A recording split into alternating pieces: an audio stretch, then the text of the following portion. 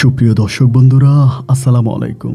দেশ অথবা দেশের বাইরে থেকে প্রিয় বন্ধুরা, ঠিক এই মুহূর্তে যে যেখান থেকে বাস্তব জীবনের গল্প শোনার জন্য আমার সঙ্গে যুক্ত হয়েছেন, আমি আপন। আর যে আপন জীবনের গল্পের ১৬০৪তম পর্বে আপনাকে প্রতিদিনের মতো স্বাগতম জানাচ্ছি। বন্ধুগণ, আজ আমি আপনাকে শোনাবো বরিশালের ভাই মোহাম্মদ শাহিন আলমের জীবনের কলিজা কাঁপানো এক পারিবারিক করুণ বাস্তব জীবন কাহিনী। বন্ধুরা, আজকের গল্পের টাইটেল কাতার প্রবাসীর বাস্তব জীবন কাহিনী। দেশে ফিরে সুন্দরী বউকে তুলে দিলেন বড় ভাইয়ের হাতে। এই গল্পটা বরিশালের প্রত্যন্ত এলাকার উচ্চ মধ্যবিত্ত পরিবারের সন্তান কাতার প্রবাসী মোহাম্মদ শাহিন আলমের সঙ্গে ঘটে যাওয়া এক লোমরহস্যকর ভয়ানক বাস্তব ঘটনা। বন্ধুরা, আমাদের প্রবাসী ভাইদের কষ্টগুলো এক অন্যরকম কষ্ট, যা তারা না পারে কারোর সঙ্গে শেয়ার করতে, না পারে নিজের ভিতর লুকিয়ে রাখতে। দেশে থাকা তার বউ যদি কোনো খারাপ কাজ করে, তখন সবাই তাকে গালি দেয়, এই বেটা তুই বিদেশে পড়ে আছিস কেন? সে কারো কাছে বলতে পারে না যে দেশে আসলে তো আমি আমার বউ আর সন্তানের মুখে দুমুঠো ভাত তুলে দিতে পারবো না। যে পরিবারের জন্য নিজের জীবন যৌবন সব কিছু ছেড়ে দেয়, দিন শেষে সেই পরিবারই বলে, কে বলেছে স্ত্রী সন্তান ছেড়ে তোমাকে দূরে থাকার জন্য?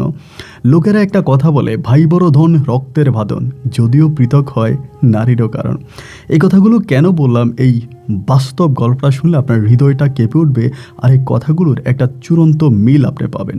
আশা করব শুরু থেকে শেষ পর্যন্ত কাতার প্রবাসী শাহিন আলমের জীবনের হৃদয় বিদারক পারিবারিক বাস্তব গল্পটা আপনার প্রত্যেকে আমার মুখে শুনবেন, এবং গল্প শেষে ভাই শাহিন আলমকে ঠিক আপনার মতো করে একটা মন্তব্য কমেন্ট বক্সে লিখবেন। ধন্যবাদ সবাইকে। সুপ্রিয় দর্শক বন্ধুরা, আসসালামু আলাইকুম। আমার নাম মোহাম্মদ শাহিন আলম, আমার বাড়ি বরিশাল বিভাগে। বন্ধুরা, আমি আমার জীবনের এই গল্পটা শুরু করার শুরুতে আপনাদেরকে আমার পরিবারের সম্বন্ধে জানিয়ে রাখি। আমার পরিবারে আমি আছি, আমার বাবা আছে, মা আছে, রয়েছে আমার দাদি মনির সহ আমার কাকা জেঠু। আমাদের পরিবারটা বরিশাল শহর থেকে অনেক দূরের, সবুজ শ্যামলা করা কোনো এক অজপাড়া গায়ের এক নিম্ন মধ্যবিত্ত পরিবার। আমার বাবা পেশায় হচ্ছেন একজন কৃষক। শুধু আমার বাবা নয়, আমাদের গ্রামে আমার চাচা জ্যাঠা থেকে শুরু করে বেশিরভাগ মানুষরাই কৃষিকাজের উপরেই নির্ভরশীল। তারা সকাল থেকে রাত অবধি মাঠে ফসল ফলায়, আর সেই সোনালি ফসল বাজারে বিক্রি করে তারা পরিবার চালায়। আমিও ছোটবেলা থেকে ঠিক এই দৃশ্যটাই দেখে আসছিলাম। আমার বড় একটা ভাই রয়েছে বড় একটা বোন, রয়েছে আমার ছোট আরেকটা বোন। আমরা টোটাল 2 ভাই 2 বোন। দেখা যায় আমাদের পরিবারের মানুষগুলোর মুখে খাবার তুলে দিতে আমার বাবা সকাল থেকে রাত অবধি পর্যন্ত মাঠে হাড়ভাঙা পরিশ্রম করে। পরিবারের ভিতরে আমি ছিলাম সম্পূর্ণ ব্যতিক্রমধর্মী একটা মানুষ। ছোটবেলা থেকে আমি অন্যভাবে জীবনযাপন করতাম, কেননা আমি এরকম মানুষ ছিলাম যে আমার বাবা মায়ের সুখে দুঃখে আমি তাদের সঙ্গে থাকতাম। আমার মা বলে, আমি নাকি যখন ছোট ছিলাম, আমার বাবা যখন মাঠে কাজ করতে যাইতো, আমি নাকি তখন কান্না শুরু করতাম। আর বাবা আমাকে কোলে করে মাঠে কাজে যাইতো, আমাকে কোনো বটবৃক্ষের নিচে বা এখানে সেখানে বসিয়ে দিয়ে এরপরে বাবা জমিতে কাজ করত। আমি এতটাই বাবা প্রেমী একটা মানুষ ছিলাম। ঠিক সেই ছোটোবেলা থেকে আস্তে আস্তে করে যখন বড় হচ্ছিলাম, প্রতিটা মুহূর্তেই বাবার কথায় উঠতাম আর বাবার কথায় বসতাম। কিন্তু আমার পরিবারের বাকি যে আরও ভাই বোনগুলো রয়েছে, তারা ছিল সম্পূর্ণ আমার থেকে আলাদা। তারা বাবা মাকে খুব বেশি একটা মূল্যায়ন করতো না, তাদেরকে মানতো না। দেখা যায় যে আমার যেই বড় ভাই আছে, আমার বড় ভাইয়াকে দিয়ে আব্বা কখনোই এইখানে ধানটা ওইখানে নিয়ে যেতে পারতো না। এক চুল পরিমাণের কাজ আমার বড় ভাইয়া করতো না। কিন্তু আমি ছিলাম সম্পূর্ণ ব্যতিক্রমধর্মী। আমি বাবার সাথে সকাল থেকে রাত অবধি পর্যন্ত গাধার মতো পরিশ্রম করে যেতাম, এবং এই পরিশ্রম করতে আমার কাছে বেশ ভালোই লাগতো। এরকম করতে করতে আমার বড় ভাই কিন্তু পড়াশোনা করতো। আমার বড় ভাইয়া বড় বোন এরা সবাই পড়াশোনা করতো, কিন্তু আমি পড়াশোনা করতাম না। আমার মাথায় কোনোভাবেই পড়াশোনা ঢুকতো না। আমার বাবা আমাকে দেখে বলতো যে আমার এই ছেলেটা আমার মতোই চাষা বসা হবে, ও শিক্ষিত হবে না। কিন্তু বাবা, আমার বড় ভাইয়ার নাম ছিল শামীম ভাইয়াকে নিয়ে খুব স্বপ্ন দেখে। আমার বাবার স্বপ্ন ছিল শামীম ভাইয়া একদিন পড়াশোনা করে মানুষের মতো মানুষ হবে এবং আমাদের গ্রামের সমাজের মানুষের মুখ উজ্জ্বল করবে। এই করে আমার বাবা দেখা যায় যে ধরেন একটা ভালো মাছ বাজার থেকে নিয়ে আসছে, আনলে আমার মাকে বলবে, শোনো এই মাছের ভালো টুকরোটা শামীমের প্লেটে দিবা। এবং ভাই আপনি বিশ্বাস করবেন কিনা জানি না, মানে আমরা সবসময় ছিঁড়া কাপড় পরতাম, মানে ভালো খাবার খাইতাম না, কিন্তু আমার বাবা সবসময় আমার ভাইয়ার জন্য ভালো জামা কাপড় আনতো। কারণ ভাইয়া শিক্ষিত মানুষ, ওই পড়াশোনা ভালো, এবং ভাইয়া যে স্কুলে পড়াশোনা করতো সেখানকারও সবাই বলছে যে ভাইয়া অনেক ভালো রেজাল্ট করবে, এবং ভাইয়া, আমার বাবার একটা স্বপ্ন ছিল যে ভাইয়াকে অনেক বড় কিছু বানাবে। তো দেখা যায় যে সব সময় ভাইয়ার প্রতি আমার বাবা মা, আমার দাদির সবার, এবং চাচা যেটা যারাই ছিল আমাদের পরিবারের সবার একটা অন্যরকম টান ছিল। মানে ভাইয়া যা বলবে তাই হবে, ভাইয়া কোনো না কাজ করুক তাতেও সমস্যা নেই, ভাইয়ার প্লেটে সবসময় বড় মাছের ফিসটা যাবে, ভালো তরকারিটা যাবে, এবং ভাইয়া খেয়ে থাকলে পরে আমরা বাকিরা খাবো। এই জিনিসগুলোই দেখে বড় হচ্ছিলাম। কিন্তু বিশ্বাস করেন, আমার ভিতরে কখনোই না কোনো হিংসা কাজ করে নাই, কোনো বিদ্বেষ কাজ করে নাই। আমার ভাইয়ার জন্য কেন মাছের বড় টুকরাটা থাকবে, কেন ভাইয়া শরীরের মধ্যে ফুমিয়ে ফুমিয়ে আরামে আয়েসে চলবে, আর আমি কেন সকাল বিকাল মিলিয়ে রোদে পুড়ে বৃষ্টিতে ভিজে মাঠে কাজ করব। এই নিয়ে কোনো হিংসা বিদ্বেষ বা কোনো কিছু আমার মাঝে নাই। বরং আমার কাছে ভালোই লাগতো আমি ছোট হয়েও মাঠে ঘাটে কাজ করি আর আমার ভাইয়া পড়াশোনা করে। এভাবে সময়গুলো কাটতে কাটতে ভাইয়া আমি কিন্তু খুব বেশি একটা বড়, মানে অতটা বড় ছোটোর মধ্যে ছিলাম না। কারণ প্রথমে আমার ভাইয়া হয়, এরপরে আমার বোনটা, এবং এরপরে আমি হই। আমরা সবাই একেবারে পিটাপিটি। তো এই করতে করতে একটা সময় ভাইয়া তখন এসএসসি পরীক্ষা দেয়। এসএসসি পরীক্ষা দিলে পরে আমার ভাইয়া তখন খুব ভালো রেজাল্টে এসএসসি পাস করে। মানে আপনি বিশ্বাস করবেন না, আমার ভাইয়া যখন এসএসসি পাস করে আমার আব্বা কোরবানির জন্য একটা গরু রাখছিল, যেটা কোরবানি দিয়ে বিক্রি করবে, এরকম একটা গরু রাখছিল। আমার আব্বা, ভাইয়া এসএসসি পাস করছে, ভালো রেজাল্ট করছে, আমার আব্বা এত খুশি হয়েছে যে আব্বার ওই কোরবানির গরুটাই আমার আব্বা তখন জবাই দিয়ে দেয়, এবং জবাই দিয়ে বিরিয়ানি রান্না করে পুরো গ্রামবাসীরা খাওয়ায়। মানে আমার ভাইয়া এসএসসি পাস করছে, আমরা তো সবাই, মানে আমাদের বংশের মধ্যে কেউ এসএসসি পাস করে নাই। মানে মোটামুটি আমাদের বংশে যারা আছে সবাই মানে পড়াশোনা কম করেছে বা কম শিক্ষিত বলা চলে। সেই হিসাবে এমন একটা পরিবার থেকে ভাইয়া স্ট্যান্ড করেছে, আমরা তো সবাই খুশি। তো এসএসসি পরীক্ষা দিলেও ভাইয়া রেজাল্টও বের হলো, এবং বের হওয়ার পরে আমাদের গ্রামটা ছিল একটু অজপাড়াগা টাইপের, মানে আমাদের গ্রামের আশেপাশে তেমন কোনো ভালো কলেজ নাই। তো আমার আব্বা চিন্তা করলো যে ভাইয়ারা কোথায় ভর্তি করানো যায়, মানে কোন কলেজে ভর্তি করাইলে ভাইয়া ভালো পড়াশোনা করবে। আবার মানে আমার আব্বা এটাও চিন্তা করতো, মানে এই চিন্তাটা বাবা কখনোই করতো না যে টাকা পয়সা নিয়ে ভাবতো না, ভাইয়ারে কোথায় পড়াবো ওইটাই, টাকা যেমনি লাগে আমার আব্বা ম্যানেজ করবে। মানে ভাইয়ার পড়াশোনার খ্যাতিলে আমার বাবা কোনো রকমের স্যাক্রিফাইস করবে না, এই টাইপের। তো এই করতে করতে আমার আব্বাকে আমার আম্মা বললো, একটা কাজ করেন, আমার ভাইয়ের বাসায় পাঠিয়ে দেন। আমার একটা মামা আছে, মানে আমার বড় মামা, উনি হচ্ছে কি আপনার বরিশাল শহরে থাকে, মানে শহরে ওনার বাসা। তো আমার আম্মা বললো, একটা কাজ করেন, ওইখানে ওরে পাঠিয়ে দেন। যদি ওইখানে পাঠান, আমার ভাইয়ের বাসায় থাকলো এবং থেকে ওখানকার একটা কলেজে পড়াশোনা করবে। তো আমার আব্বা তখন সিদ্ধান্ত মেনে নিল যে ঠিক আছে, তাইলে আমার বড় ভাইয়ারে আমার ওই মামার বাসায় পাঠিয়ে দেবে। রেজাল্ট আউট হলো, মিলাদ মাহফিল হলো, সবাইরে খাওয়ালো দাওয়ালো। এরপর আমার ভাইয়া এখন চলে যাবে বরিশাল শহরের উদ্দেশ্যে। তো যত জামা কাপড় যা কিছু আছে, আপনি একটা জিনিস বিশ্বাস করবেন, আমার ভাইয়া যখন বরিশাল শহরে চলে যাবে, ভাইয়ার যে জামা কাপড়গুলো ছিল নোংরা, এগুলো আমি সব ধুয়ে দিছি। শুধু তখন না, স্কুলে যখন আমার ভাইয়া পড়তো, মানে ভাইয়া স্কুল থেকে আসলে আমার দেখা বলতো, আমার স্কুল ড্রেসটা একটু ধুয়ে দে, আমার প্যান্টটা একটু ধুয়ে দে, আমার গেঞ্জিটা একটু ধুয়ে দে, আমার সাইকেলটা একটু পরিষ্কার করে দে। মানে মনে হতো কি যে আমার ভাইয়া মানে ভাতটাও মনে হয় যেন নিজের হাতে খাইতে পারতো না, মানে মনে হয় যেন ভাতটাকে আমি খাওয়াই দেওয়া লাগবে। মানে আমি ভাইয়া সারাক্ষণ কাজ করি, আমি তো পড়াশোনা করি নাই ভাই, কোনো রকম নিজের নামটা লিখতে পারি, আর আমার পড়াশোনা নিয়ে আমার বাবা মায়ের কোনো মাথা ব্যথা ছিল না। ঠিক শুধু আমার বললে ভুল হবে, আমার ভাই বোন যারা ছিল তাদের কারো পড়াশোনা নিয়ে আমার বাবা মায়ের কোনো মাথা ব্যথা নাই। তারা শুধু আমার ভাই শামীম শামীম এবং শামীম বলেই তারা মানে জীবন দিয়ে দেবে। তো যাই হোক, এরপরে ভাইয়া আমার বড় মামার বাসায় চলে যায়, বড় মামার বাসায় থাকে, এবং ওখানে থেকে ভাইয়া তখন পড়াশোনা করে, জামা কাপড় সব কিছু প্যাকেট ট্যাকেট করে দিয়ে তিনি চলে যায়। বড় মামার বাসায় থাকতেছে থাকতেছে এভাবে ভাইয়া তখন ইন্টারমিডিয়েট পরীক্ষা দিবে, মানে ইন্টার ফার্স্ট ইয়ার থেকে সেকেন্ড ইয়ারে উঠছে। তো ভাইয়া কিন্তু বাড়িতে খুব বেশি একটা আসতো না, বাড়ি ঘরে খুব বেশি একটা আসতো না। ইন্টার ফার্স্ট ইয়ার থেকে যখন সেকেন্ড ইয়ারে উঠে, সেকেন্ড ইয়ারের ফাইনাল পরীক্ষা যখন, মানে ইন্টারমিডিয়েটের ফাইনাল পরীক্ষা যখন, তখন হঠাৎ করে খবর পেলাম ভাইয়া নাকি মামার বাসা থেকে পালাইছে। তো খবরটা আসছে যে ভাইয়া মামার বাসা থেকে পালাইছে। এখন ভাইয়া মামার বাসা থেকে কেন পালিয়ে গেল এটা আমরা কেউই বুঝতে পারলাম না। কারণ মামার বাসায় ভাইয়া থাকতো, ওইখানে খাওয়া দাওয়া করতো, পড়াশোনা করতো, ওইখানে তো বেশ ভালোই ছিল। তাহলে হঠাৎ মামার বাসা থেকে পালিয়ে যাওয়ার কারণটাকে আমরা কেউই বুঝলাম না। সবাই তখন চিন্তা করলাম যে ভাইয়া পালায়ে গেল কেন। সন্ধ্যার পরে আমার মামা তখন খবর পাঠাইলো যে এমন এমন ঘটনা, শামীম তো পালাইছে, মানে ব্যাগ ট্যাগ সব কিছু নিয়ে পালাইছে। কিছুদিন পরে ভাইয়া মানে আমার আব্বা ভাইয়ের জন্য টাকা পাঠাইছে, ভাইয়া ফর্ম ফিল আপ করছে, রেজিস্ট্রেশন করছে, মোটামুটি ইন্টার ফাইনাল পরীক্ষা দেওয়ার জন্য যত রকমের প্রস্তুতি নেওয়া দরকার সমস্ত প্রস্তুতি আমার ভাইয়া নিছে।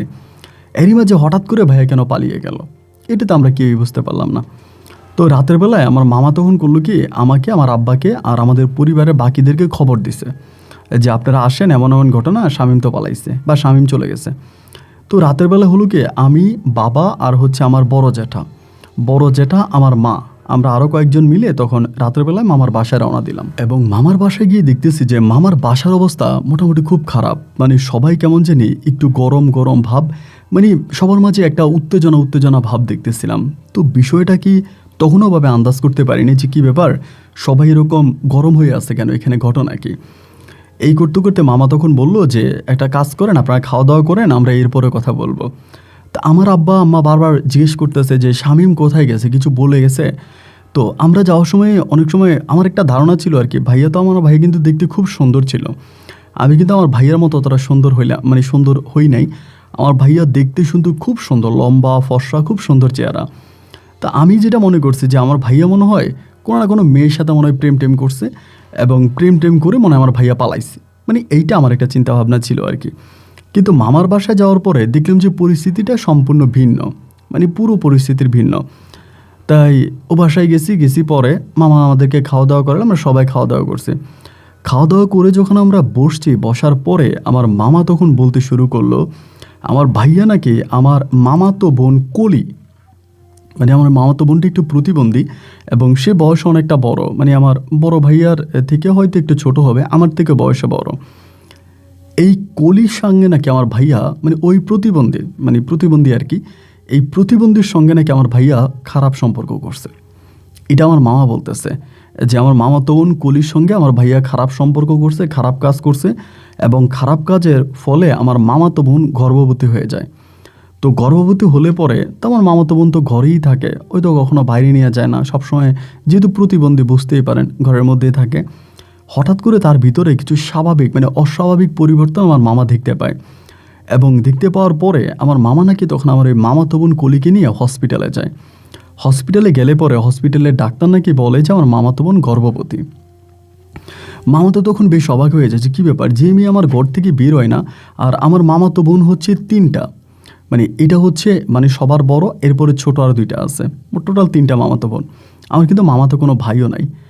তো আমার মামা নাকি তখন খুব টেনশনে পড়ে গেছে, টেনশনে পড়ে তিনি তার মেয়েকে নিয়ে ঘরে আসছে, এসে চিন্তা করতেছে আমাদের এই ঘরে তো কোনো পুরুষ মানুষ নাই, আমাদের ঘরে কোনো মেহমানও আসে না, বাইরের কোনো লোকও আসে না, বাইরের লোক যদি কেউ থেকে থাকে তাহলে একমাত্র শামীম আছে। আর আমার মামিও নাকি আমার মামারে বলল, আমিও কিন্তু অনেক দিন ধরে দেখছি শামীমে ওর সঙ্গে একটু বেশি দুষ্টামি করে, এবং মাঝে মাঝে শামীম ওর রুমে গিয়ে দরজা লাগায় দেয়, এরকম নাকি মামি অনেক দিন দেখছি। কিন্তু তারা কখনো সন্দেহ করে নাই, কারণ আমার মামাতো বোনটা মুখ দিয়ে এরকম লালা পড়তো, এবং একটা চোখ মানে ছোট ছিল, মানে প্রতিবন্ধী বলতে বুঝতেই পারেন সম্পূর্ণ প্রতিবন্ধী ছিল। তা এই প্রতিবন্ধী মেয়ের সাথে আমার ভাইয়া এ তো কোনোভাবেই যায় না, এটা তো কেউ সাপ গলায় দিলেও কেউ বিশ্বাস করবে না। আমার মামা নাকি খুব টেনশনে পড়ে গেছিলো, মানে কি করবে বুঝতে পারতেছিল না, মানে আমার ভাইয়াকে জিজ্ঞেস করতেও ভয় পাচ্ছিল, মানে মামার মানে ভাইয়ারে কেমনি জিজ্ঞেস করবে এরকম একটা ঘটনা। তা এই করে নাকি 2-3 দিন কাটার পরে একদিন নাকি আমার মামিরে দিয়ে জিজ্ঞেস করছে, সন্ধ্যার সময় নাকি আমার মামি নাকি আমার ভাইয়েরা নাকি জিজ্ঞেস করছে যে শামীম এমন এমন ঘটনা, তোমার মামাতো বোন কলি ওর পেটে বাচ্চা আসলো কোত্থেকে, তো বাইরের তো কোনো লোক আমাদের ঘরে আসে না, আমাদের ঘরে তো শুধুমাত্র বাইরের লোক তুমিই থাকো, আর তো কেউ থাকে না। আমার ভাইয়া নাকি পুরো মুখের উপরে আমার মামানির অস্বীকার করে যে না এটা কী বলতেছেন, আমি এই টাইপের মানে আমারে কেন বলতেছেন, আমি তো এই টাইপের কোনো কিছু করি নাই। তো কোনো কিছু করি নাই পরে আমার মামি তখন তারা খুব টেনশন করতেছে, ওরাতে আর কোনো কিছু বলে নাই। ভাইয়া যেহেতু স্বীকার করে না, একদিন সকালবেলা হলো কি আমার মামা নাকি বলতেছিল যে ঠিক আছে শামীম, তুই তো স্বীকার করতেছিস না যে আমার মেয়ের পেটের বাচ্চা কার, তো ঠিক আছে হসপিটালে নিয়ে যাবো, তোরে চল, তো শরীর থেকে স্যাম্পল নিব, এরপরে এটা টেস্ট করাবো, এবং টেস্ট করলেই বোঝা যাবে যে আমার মেয়ের পেটে যে বাচ্চাটা আছে বাচ্চাটার বাবাকে। একথা বলার পরে আমার ভাইয়া নাকি বললো যে ঠিক আছে সমস্যা নাই, এবং আমি যাইতে রাজি আছি, একথা নাকি মামার কাছে বলছে। এবং মামা বললো যে তাহলে তুই রেডি হ। ভাইয়া নাকি প্যান্ট শার্ট পরে রেডি হয়েছে, যে ভাই যে মামার সঙ্গে যাবে হসপিটালে, যেহেতু ভাই এই কাজটা করে নাই, ভাইয়ার মনে তো কোনো পাপ নাই। এবং রিক্সার মধ্যে আমার মামা আর আমার এখান থেকে মামার বাসা থেকে হসপিটালটা খুব বেশি দূরে না, রিক্সা দিয়ে নাকি যাচ্ছিল। এই চলন্ত রিক্সা থেকে আমার ভাইয়া নাকি নাইমা দিছে দৌড়, মানে চলন্ত রিক্সার মধ্যে মাঝপথে গেছে, আমার ভাইয়া নাইমা এক দৌড় দিছে। মামা পিছন থেকে ভাইয়েরা দৌড়াইতেছে, আমার মামা কিন্তু আবার খুব মোটা ছিল, মা ভাইয়েরা ধরতে পারেনি, ভাইয়া চলে গেছে। তো ভাইয়া চলে যাওয়ার পরে আমার মামা তখন বাসা আসছে, এসে দেখতেছে ভাইয়ার বাসার মধ্যে কোনো কাপড় চোপড়ই নাই, মানে বইপত্র ব্যাগ ট্যাগ এরপরে আপনার সরঞ্জাম যা আছে কিচ্ছু নাই, বাসা পুরো ফাঁকা। তার মানে ভাইয়া এর আগে আস্তে আস্তে করে বাসা থেকে সমস্ত কিছু সরাই ফেলছে এবং ভাইয়া বাসা থেকে পালায়া যাবে সেই প্রস্তুতি ভাইয়া অলরেডি নিয়ে এনেছে। এরই মাঝে হঠাৎ করে মামার খপ্পরে পড়ে গেছে। তো এরপরে আমার মামা পুরোপুরি শিওর হয়ে গেল যে আমার মামাতো বোনের পেটে যে বাচ্চা আছে ওই বাচ্চাটার বাবা আমার ভাইয়া। মামা তখন করলো কি, খুব বুদ্ধি খাটায় আমার আব্বা আম্মারে খবর দিয়ে বাসায় আনছে, কারণ তাদেরকে যদি না আনে তারা তো যদি পরে ধরা না দেয়, যেতে এরকম একটা ঘটনা। এদেরকে তখন বাসায় আনছে, রাত্র তখন প্রায় 12টা বেজে গেছে। আমার মামা মামি তখন বলল যে আমার মেয়েটা অবলা এবং সে প্রতিবন্ধী, এখন এটার কি হবে, এটার বিচার কি হবে বা আপনারা কি করবেন। আমার আব্বা মা দুজনেই তখন মাথাটা নিচের দিকে দিয়ে একেবারে লজ্জাভাবে নিচের দিকে তাকায় আছে। আমার ভাইয়া আমার মামার বাসায় অনেকগুলো মাস ছিল, মানে ইন্টারমিডিয়েটে ফার্স্ট ইয়ার থেকে সেকেন্ড ইয়ারে উঠছে, প্রায় হিসাব করতে গেলে 2 বছরের কাছাকাছি। কিন্তু এই 2 বছরে আমার মামা কোনো দিনও আমার আব্বার কাছ থেকে বা আমাদের পরিবারের কাছ থেকে একটা পয়সাও নেয় নাই। যেহেতু আমার বাবা একটু গরিব মানুষ, কৃষক মানুষ, তার ছেলেটা পড়াশোনা করে মানুষের মতো মানুষ হবে, সেজন্য মামা তার জায়গা থেকে যতটুকু পারতেছে সাহায্য করতেছে। মামা বলতেছে যে আমি আমার সর্বোচ্চটা দিয়ে চেষ্টা করবো যেন শামীম একটা ভালো রেজাল্ট করে এবং এই সমাজে শামীম যাতে প্রতিষ্ঠিত হতে পারে। কিন্তু সেই মামার মুখের দিকে তাকিয়ে আমার আব্বা আম্মা কথা বলবে সেই মুখ তাদের নাই। তারা দুজনেই নিচের দিকে তাকিয়ে আছে, তারা কোনো কথা বলতেছে না।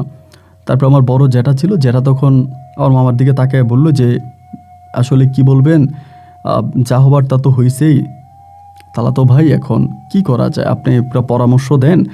যেহেতু ও এরকম ঘটনা ঘটায় ফেলছে, ও চলেও গেছে, আমরা তো ওর খুঁজে পাবো না, কই গেছে না গেছে তার তো কোনো ঠিকও নাই।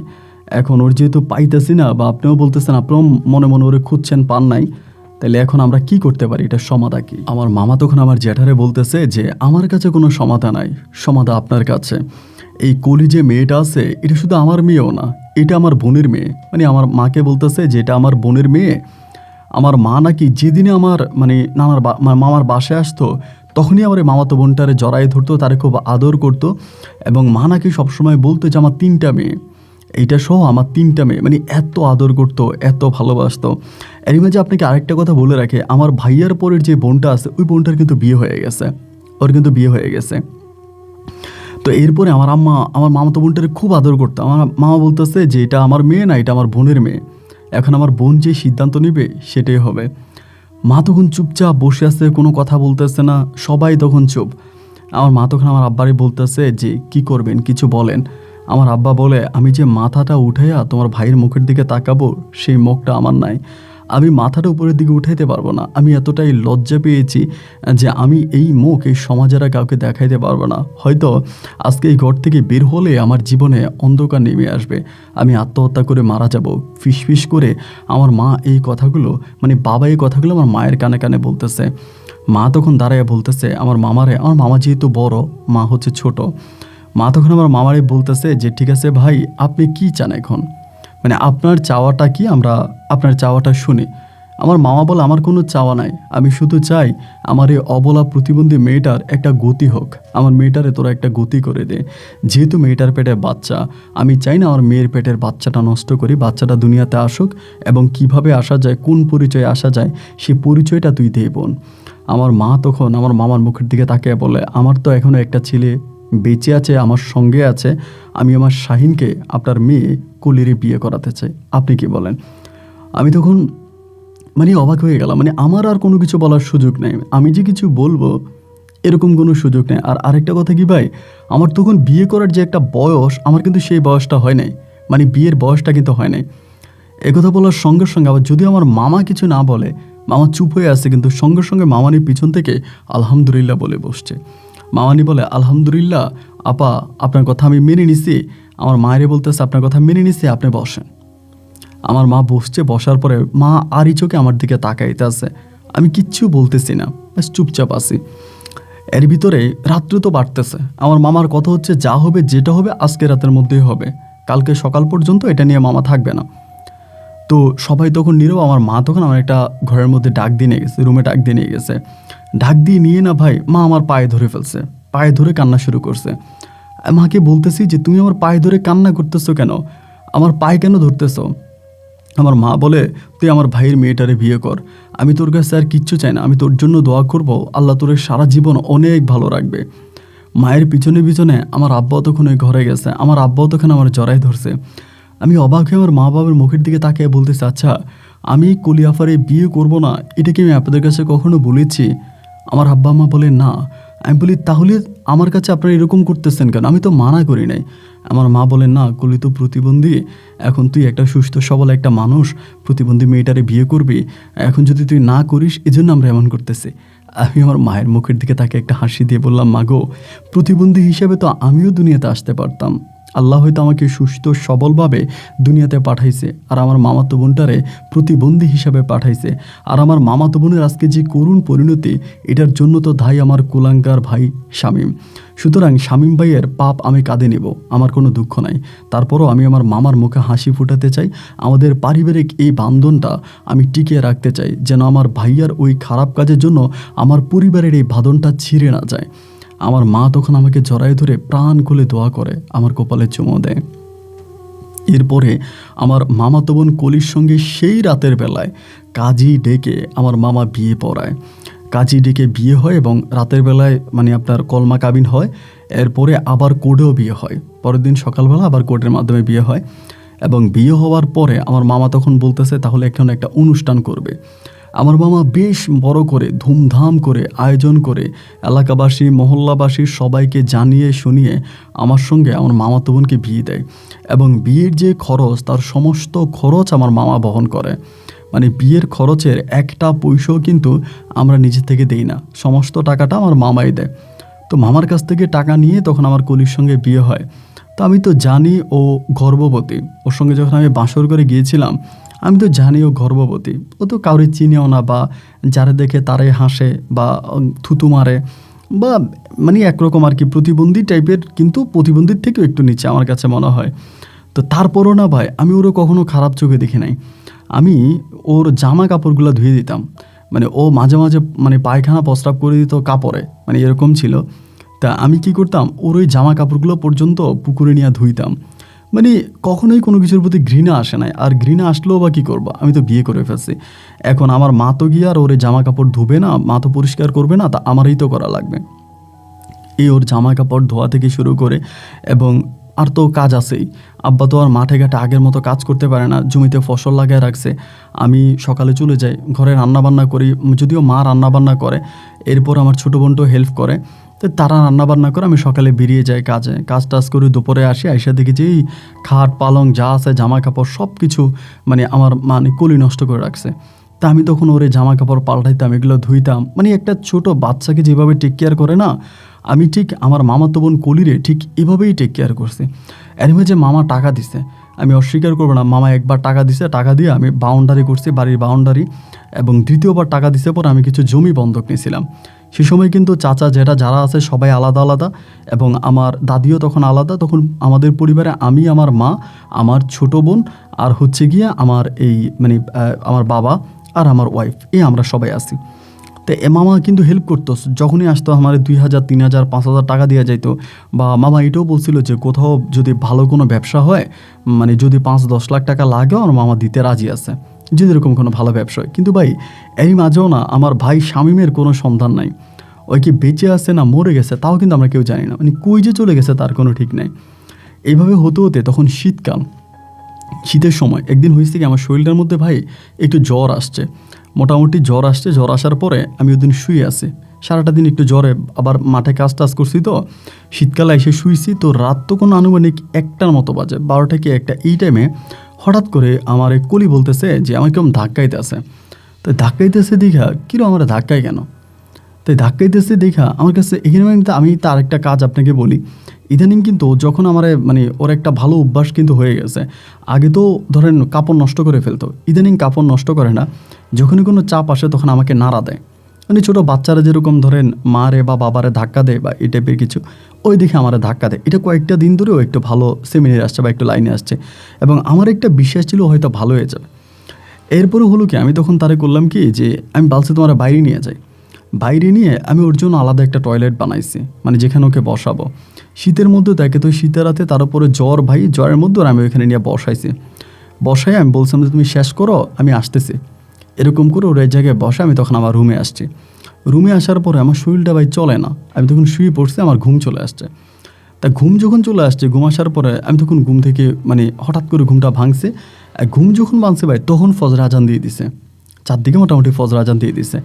এবং ফজর আজান দেওয়ার পরে ঘুমটা ভাঙছে, হঠাৎ করে মনে হলো হায় হায়, আমি যে মধ্যরাতে কলিরে বাথরুমে বসাই দিয়ে আসছে, আমি তো আর যাইও নাই, ওরে দেখিও নাই, অ্যান্ড ও কই। তখন আমি দৌড় দিলাম, দৌড় দিয়ে দেখি কি বাথরুমের মধ্যে দরজাটা খোলা, ও ভিতরে নাই। দেখলাম যে বাথরুমের দরজাটা খোলা, ও ভিতরে নাই। তখন একটু ঘাবড়ে গেলাম, আরে ওদের গেল কই।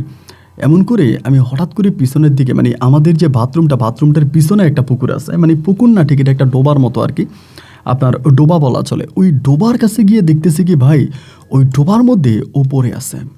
মানে শুধু পড়ে নাই, মানে ও ভেসে, মানে ওর লাশটা ভেসে উঠছে ডোবার মধ্যে। মানে পড়ে, মানে পানিতে পড়ে মরে লাশ ভেসে আছে মাঝখান বরাবর। তো সকালবেলা তো মোটামুটি ধরেন আপনার আলো ফুটছে, ওই সময় একটু একটু আলো, তো এটা বুঝে যাচ্ছে যে কী জানি, আমি তখনও কিন্তু বুঝি না যে কী জানি একটা ভাসতেছে। তো ওর যে লাল কাপড়টা ছিল, মানে লাল জামাটা ছিল, ওটা দেখা যাইতেছে। তা আমি তখন বুঝে গেছি এটা ওই। আমি তখন কি চিৎকার দিব না কি করব, মানে বুঝতে পারতেছিলাম না, মানে আমি এখন করবোটা কি। আমি তখনই মানে প্রায় 1 মিনিটের মতো পরে স্তব্ধ, কোনো কথা বলতে 1 মিনিট পরে আমি দিছি চিৎকার। চিৎকার দেওয়ার সঙ্গে সঙ্গে আমার মা বাবা দুজনেই উঠে আসছে, আমার ছোটো বোন উঠে আসছে, সবাই উঠে এসে দেখতেছে এই ঘটনা। আমার আব্বা তখন লাফ দিয়ে পুষ্করিণীতে নামছে, ওই ডোবার মধ্যে নামছে। ডোবাটা বেশ ময়লা ছিল, মানে কাদা মুক্ত ছিল আর কি, বুঝেন তো। বাড়ির যেই মানে আপনার মানে ডাস্টবিন টাইপের যেই কাপড় চোপড় বা যা আছে এটার মধ্যে সব ফেলা হয়, এটার মধ্যেও পড়ে আছে। পরে আব্বা উঠে আনছে, উঠে আনার পরেই আমার আব্বা বলে কেমনি কী হইলো। আমি বললাম যে আব্বা মধ্যরাতে ও টয়লেটে যেতে চাইছিল, তা আমি ওর ওখানে বসাই দিয়ে আসছি। এরপরে আমার আর মনে নেই, আমি ঘরে এসে আমার শরীরটা খারাপ ছিল, শুয়ে গেছে, তারপরে এই ঘটনা। যাই হোক, খবর গেছে আমার মামার কাছে। আমার কাছে খবর পাঠানো হয়েছে, যেহেতু মারা গেছে এমন একটা অবস্থা, মামারে ফোন করে বলা হয়েছে যে এই ঘটনা, আপনার মেয়ে তো এমনি এমনি হয়েছে। এটা বলা মাত্রই মামা তখন কী করলো, বরিশাল থেকে আসছে। তা আমরা সবাই মামার জন্য অপেক্ষা করতেছি, মামা আসলে পরে ওর দাফন কাফন নিয়ে কথাবার্তা বলবো, এই অবস্থা আমরা বসে আছি। মামা আসছে, এবং মামা আসার সময় মামার সঙ্গে করে পুলিশ নিয়ে আসছে। এবং পুলিশ কোনো কথা নাই বার্তা নাই, মামা আঙ্গুল দিয়ে দেখাই দিছে, পুলিশ এসে আমার হ্যান্ডকাপ পরাই ফেলছে। তো হ্যান্ডকাপ যখন পরাই দিছে, আমি বললাম যে আমার অপরাধ কী, মানে আমার অপরাধটা কি সেটা তো বলবেন, আমি তো কোনো অন্যায় করি নাই। এই মানে তখন আমাদের এলাকার মেম্বারও ছিল ওই জায়গায়, আমাদের এলাকার চেয়ারম্যানও ছিল। চেয়ারম্যান মেম্বার সবাই আমার মামারে বলতেছে যে আপনারা আইসে আপনার মেয়ের জামাইরে হ্যান্ডকাপ পরাই দিলেন, এটা তো ভালো করে না, হ্যান্ডকাপটা খোলেন, আমরা কথা বলি। পুলিশ আসছে তো কী হয়েছে, পুলিশ তো আইসে ওরা হ্যান্ডকাপ পরাইতে পারে না। এখন যদি ও এই মেয়েকে হত্যা করে থাকে, বা আমার মামার যে অভিযোগ যে আমি নাকি আমার এই মামাতো বোনের অত্যাচার সহ্য করতে পারি না, এই যে ওর টয়লেট পরিষ্কার করা, ওর জামা কাপড় ধোয়া, বা একটা প্রতিবন্ধী মানুষকে নিয়ে আমি থাকবো না, এবং এই জন্যই নাকি আমি ওকে মেরে ফেলছি। এখানে আরেকটা কথা বলে রাখি, ওরও কিন্তু মানে যে বাচ্চাটা, ওর যে পেটের বাচ্চাটা ছিল, ওই বাচ্চাটা আমি ওরে বিয়ে করে আমার বাড়িতে আনার কিছুদিন পরে বাচ্চাটা নষ্ট হয়ে গেছে। পেটের যে বাচ্চাটা ছিল, ওইটা বাচ্চাটা নষ্ট হয়ে গেছে, মানে অটোমেটিক্যালি নষ্ট হয়ে গেছে। তো এই বাচ্চাটা নষ্ট হয়ে যাওয়ার পরেই ওর এই ঘটনা আর কি, বাচ্চাটা একদম প্রস্রাবের সঙ্গে বেরিয়ে গেছে। এবার আমাকে হ্যান্ডকাপ পরাই দিছে। চেয়ারম্যান বলতেছে যে ওর হ্যান্ডকাপটা খোলেন। পুলিশে বলতেছে ওর তো অপরাধ এখনও মানে হয় নাই, আপনারা তো অপরাধী ওরা এখনও বানাইতে পারেন, সন্দেহভাবে তোরা হ্যান্ডকাপ পরাইতে পারেন না, ওর নামে কোনো ওয়ারেন্ট আছে, অথবা ওর যে আপনারা হ্যান্ডকাপ পরাইলেন তার অপরাধ কী। তা এই নিয়ে চেয়ারম্যান মেম্বার যখন পুলিশের সঙ্গে তর্কাতর্কি করে, এখন পুলিশ তখন আমার এই হ্যান্ডকাপটা খুলে দেয়। মানে বুঝে গেছে যে মামা টাকা টুকা দিয়ে চারদিক খুব মানে করে আইনা ধরছে। হ্যান্ডকাপ খুলে দেওয়ার পরে মামা তখন কথা বলতেছে। এরই মাঝে আমাদের এলাকার যেই একজন সম্মানিত ব্যক্তি, যাই হোক জনপ্রতিনিধি, উনি আমাকে তখন ইশারা দেয়, মানে দৌড় দেওয়ার জন্য, মানে আমাকে ইশারা দেয় দৌড় দে। তা এরকম পুলিশও দাঁড়ায় আছে, সবাই দাঁড়ায় আছে। আমি তখন আস্তে আস্তে করে পিছনের দিকে নামে দিলাম দৌড়। তো এখন এই দৌড়টা দেওয়া কি আমার জন্য ভালো হইলো না খারাপ হইলো ভাই, আমি এটা বুঝতে পারিনি। এবং দৌড় দিয়ে আমি তখন এখান থেকে পালিয়ে যাই। পালিয়ে যাওয়ার পরেই আমার মামাতো বোনের লাশ তখন পুলিশ পোস্টমর্টমের জন্য নিয়ে যায়। এবং পোস্টমর্টমের জন্য যখন লাশটা নিয়ে যায়, নিয়ে যাওয়ার পর ওর যে জামা কাপড় ছিল বা যা যা ছিল সবই নিয়ে যায়। এবং আলামতগুলো নিয়ে যাওয়ার পর ওর জামা কাপড় বা এখানে সেখানে আমার নাকি হাতের স্পর্শ পায় এবং আমি নাকি ওকে ধাক্কা দিয়ে মেরে ফেলছি বা এরকমই মামা তখন সেটাকে প্রমাণ দাঁড় করা। কিন্তু ভাই আমি এগুলো ধারে কাছেও নাই, আমি আমার জীবনের সর্বোচ্চটা দিয়ে চেষ্টা করছি কলিরে ভালো রাখার জন্য। ও খাইতো না, মানে ও তো প্রতিবন্ধী ছিল, গিলতে পারতো না। আমি ওর একদম ছোট বাচ্চারা যেমনি তার বাপ মায় খাওয়ায় না, আমি ঠিক এমন করে রে খাওয়াইতাম, লোকমা ধরে ওর মুখে ভাত ঢুকাই দিতাম এবং গিলার জন্য পানি দিতাম, এত আদর করছি। তো এরপরে ও লাশ পোস্টমর্টমের জন্য নিয়ে গেছে। নিয়ে যাওয়ার পরে আমার আব্বা তখন মানে আপনার এই টেনশনে পড়ে গেছে। আমি তো এখান থেকে চলে গেছি, পুলিশ আর আমার খুঁজে পাই না। তখন পুলিশ এটা লিখিতভাবে নিয়ে গেছে যে আমি পালাই গেছি এবং আমার যিনি পালাইতে সহযোগিতা করছে ওনার নামও লিখে গেছে যে সে আমাকে পালাইতে সহযোগিতা করছে। তো যাই হোক, একটা পর্যায়ে আমি তখনই বাড়ির বাইরে লুকে আসি, ধরেন বিলের পারে, জোপের পারে বা এখানে সেখানে খুব কষ্ট করে আমি তখন আসি। তো সকালবেলা তখন পুলিশে ওর লাশ নিয়ে যায়, সন্ধ্যার দিকে লাশ তখন ফিরিয়ে দেয় এবং ফিরিয়ে দিয়ে পোস্টমর্টম শেষ হয়, ময়নাতদন্ত শেষ হওয়ার পরে তখন ওর লাশ দাফন করা হয় রাত 9টা বাজে। রাত 9টা বাজে লাশ দাফন করা হয়। রাত 9টা বাজে লাশ দাফন করে সবাই তখন চলে যায় যে যার মতো করে। রাত্র 2টার দিকে ভাই আমি কবরের কাছে আসি। তখনও কিন্তু আমি লুকায় রয়েছি, বিলের পাশে লুকাইতো। রাত 2টার দিকে তখন আমার ভিতরটা মানে খুব কেঁপে উঠছে। মানে আমি তো ওরে মারি নাই এবং ও মারা যাওয়াতে আমি খুব কষ্ট পাইছি। ওই প্রতিবন্ধী হোক বা যাই হোক, যেটাই হোক, আমি কিন্তু ওরে মন থেকে ভালোবাসছিলাম। আমার মামাতো বোন, আমি ওরে খুব ভালো নজরেই দেখছিলাম। এবার আমি করলাম কি যে ওর কবরে গেছে এসে কান্না করতেছি। তো ওর কবরটা কিন্তু আমাদের ঘর থেকে দেখা যাইতো, মানে আমাদের ঘরের পিছনে মাটি দেওয়া হয়েছে। তো আমাদের বাড়িতেই মাটি দেওয়া হয়েছে, আমাদের বাড়িতেই দাফন করা হয়েছে। যদিও মামা বলছিল যে লাশ নিয়ে যাবে, এখান থেকে লাশ নিয়ে মামার বাড়িতে দাফন করবে, কিন্তু আমার আব্বা দেয় না। আমার আব্বা বলছে আমার ছেলের বউ, আমার ছেলে যদি অপরাধ করেই থাকে তাহলে আমার বাড়িতে ওর দাফন হবে। মানে আমার আব্বা তর্কাতর্কি করছে, আমার আম্মা তর্কাতর্কি করছে, যার জন্য লাশ আর তখন পুলিশ নিতে পারে না, এখানে লাশ দাফন করা হয়েছে। তবে হ্যাঁ, আমার আব্বা আম্মাকে বলে গেছে যে কোনোভাবেই এখান থেকে লাশ সরানো যাবে না। যদি কোনো দিন আইনের কাজে লাশ আবারও খোঁজা লাগে, যদি কবরে লাশ না পাওয়া যায় তাহলে কিন্তু সমস্যা হবে। এই জন্য আমার আব্বা আম্মাকে বলছে যে আপনারা অবশ্যই কবর পাহারা দেবেন যাতে লাশ চুরি না হয়। যদি লাশ চুরি হয় তাহলে কিন্তু আপনারা ফাইসে যাবেন। অলরেডি আপনার ছেলে তো ফাইসে গেছে সে ফালাইয়া। তো গভীর রাতে যখন আমি কবরে আসছি, আমার মা তখন ঘর থেকে দেখছে। মা তখন আস্তে আস্তে করে বেরিয়ে আসছে। এসে মা আমার সাইডে থেকে ডাক দিছে, আমার শাহিন বলে ডাক দিছে। ডাক দেওয়ার পর আমার বড় ভাইয়ের কিন্তু তখন পর্যন্ত কোনো খোঁজ খবর নাই, কই আছে না আছে এরকম আমরা খবর জানি। তবে হ্যাঁ, এর মধ্যে বড় ভাইয়ের একটা খবর পাইছিলাম যে বড় ভাই নাকি ঢাকায় আছে, এরকম একটা খোঁজ খবর পাইছি জন্য ঢাকায় আছে। কিন্তু ঢাকা কোথায় আছে, কোন জায়গায় আছে, আমাদের সঙ্গে কিন্তু কোনো যোগাযোগ নাই। তো এবার আমার আম্মা আমার ডাক দিছে পরে আমি কাছে আসছি। আসার পরে মা বলে আমি কিন্তু আজকে 2 দিন ভাই, আমি আপনাকে কিভাবে বলবো, 2 থেকে মানে এই যে যা কয়টা সময় আর কি, মানে সারাটা দিন তো কেটে গেল। এবং এই অবস্থার মধ্যে আমি তখন এই ধরেন শাপলার যে শ্যাওলা, তারপরে ওই গাছের ওইটা মানে ওইগুলো খেয়ে আসি।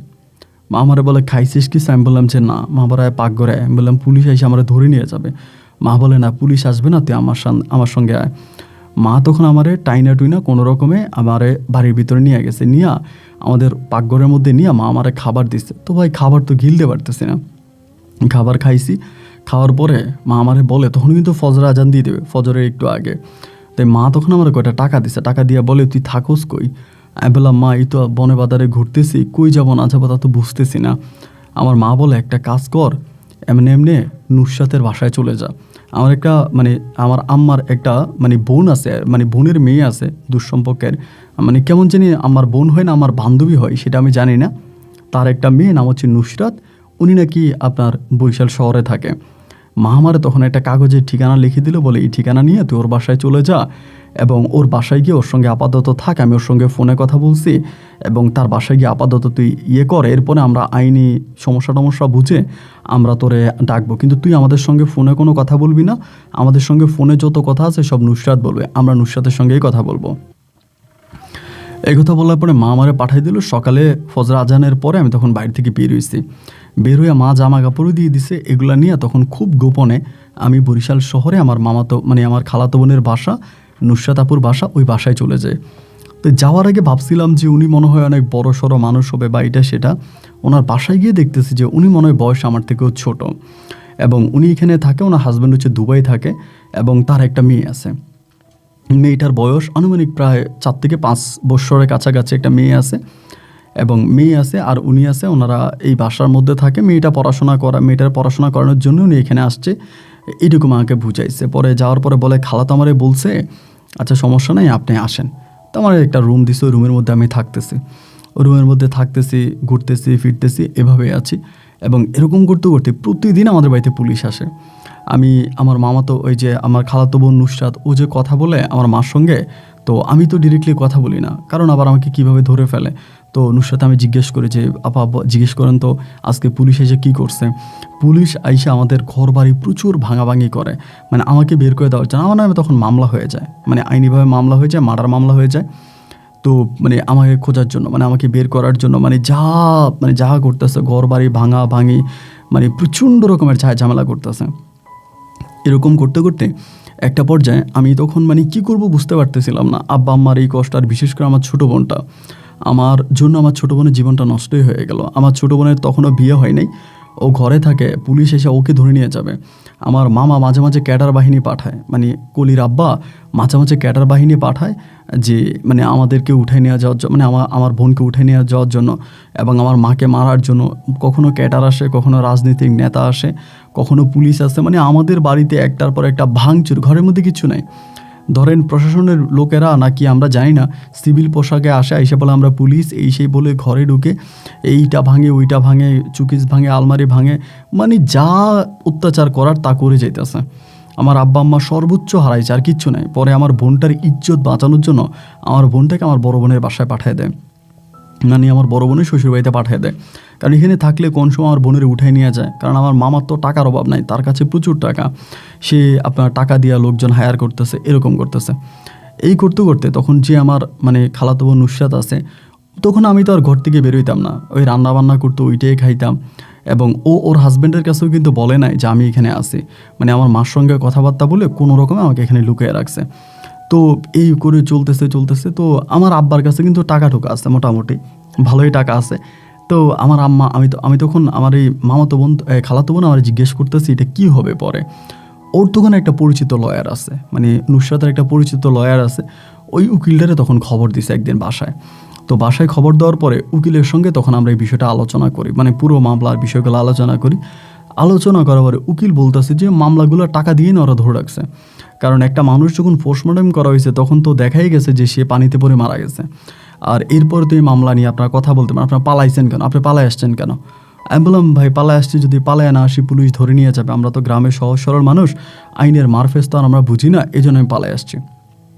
পরে বলে না, আপনি পালিয়ে আসাটা কাজটা ভালো করেন নাই, পালিয়ে আসা মানে আপনি অপরাধী, এইটা আপনি অন্যায় করছেন। আচ্ছা যাই হোক যেটাই হোক তা তো হয়ে গেছে, এখন আপনি যদি বলেন আমি আপনার মামলা নিয়ে নড়ব।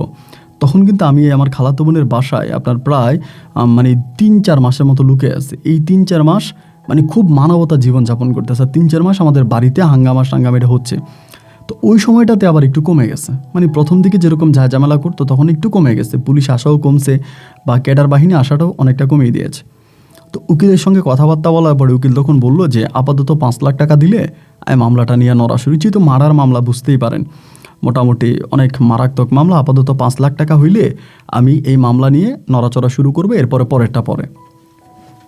তো এরপরে মানে উনি বললো 5 লাখ টাকার ভিতরে হয়ে যাবে মামলা, হয়ে যাবে, হয়তো বড় জোরে লাগলে আরও 2 লাখ লাগতে পারে, মানে সর্বমোট 7 লাখের ভিতরে এই মামলা উনি শেষ করতে পারবে, এটা আমাদের উকিল জানাইলো। তো তারপরে আমি তখন আব্বা আম্মারা জানালাম যে আম্মা এমন ঘটনা, এখন নুসরাত তো উকিল একজন আছে, তো এই কথা বলে। আমার আম্মা বলে কি আসলে পারবে? আমার নুসরাত বলতেছে হ্যাঁ পারবে, কারণ এখন ধরেন মোটামুটি ওর যে অবস্থা মানে পারবে, এটাই বলতেছে পারবে। যাই হোক, এবার সবশেষ আমার মা তখন বলতেছে যে ঠিক আছে আমি শাইনের বাবার সঙ্গে কথা বলি, এবং কথা বলে তারপরে টাকা ঢোকার ব্যবস্থা করি।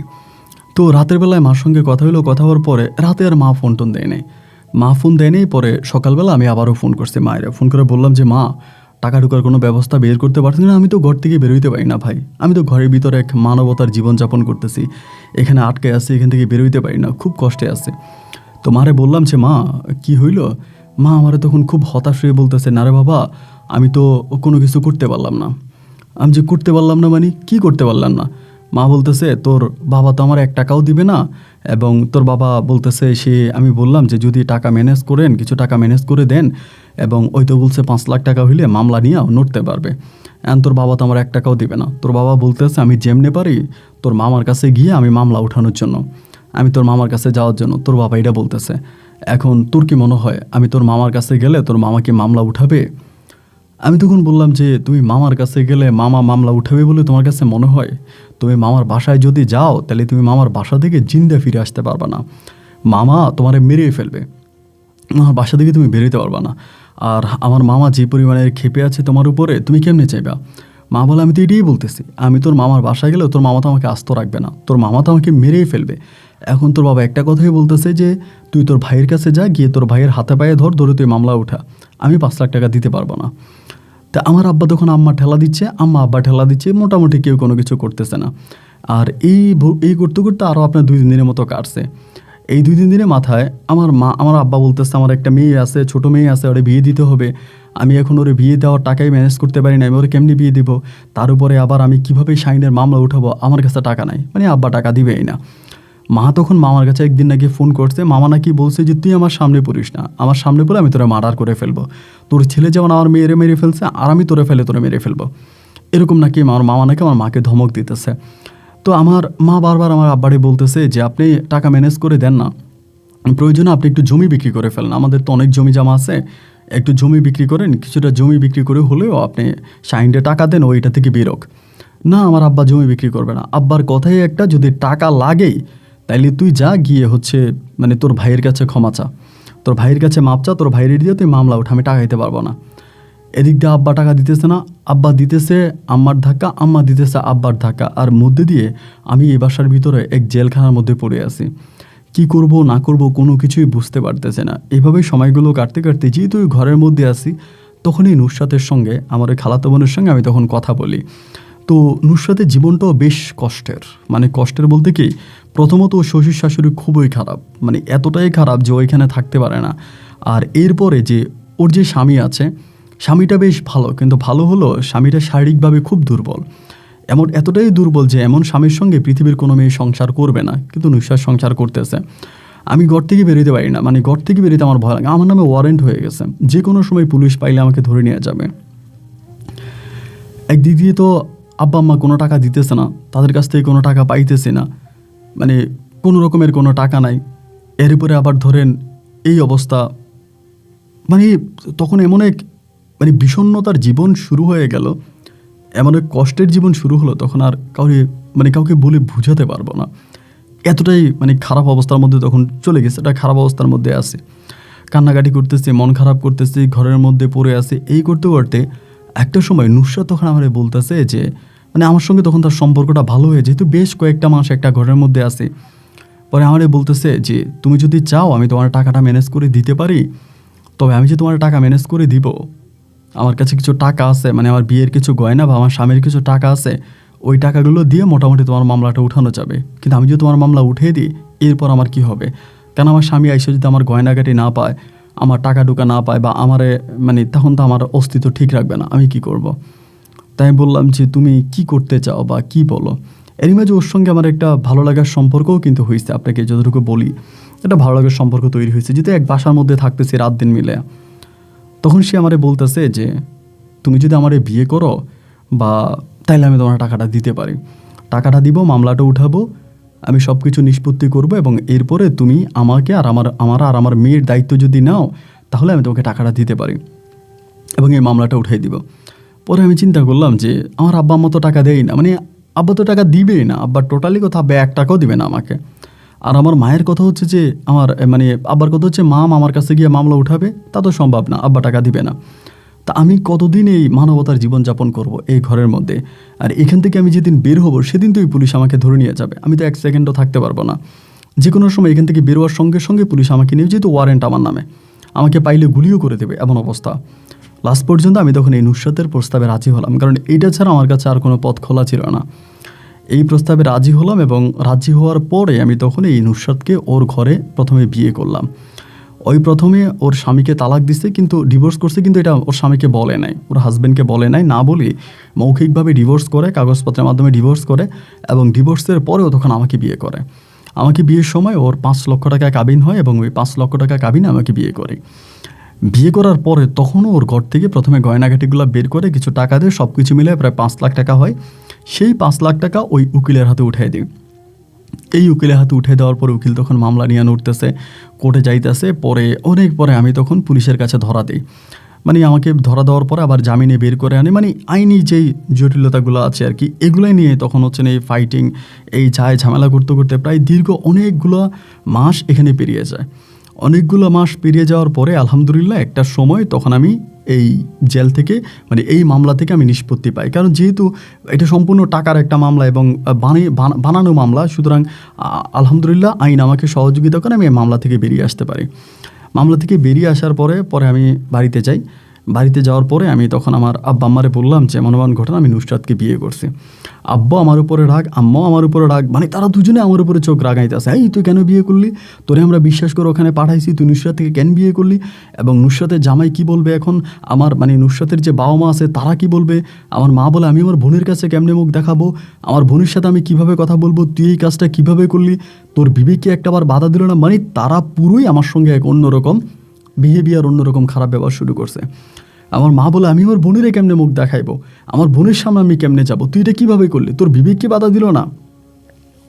আরে ভাই এক অন্যরকম কাজ কারবার।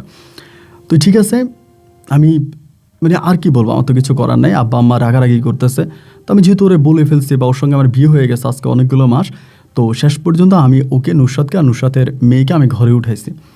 এবং নুসরাত আর নুসরাতের মেয়েরে ঘরে উঠানোর পরে আমার আব্বা আম্মা কেউ আর আমার সঙ্গে ঠিকমতো কথা বলে না, সবাই আমার সাথে দুর্ব্যবহার, খারাপ ব্যবহার। এটা আমি কেন করলাম? এবং একটা পর্যায়ে নুসরাতের জামাই তখন দুবাই থেকে দেশে আসে।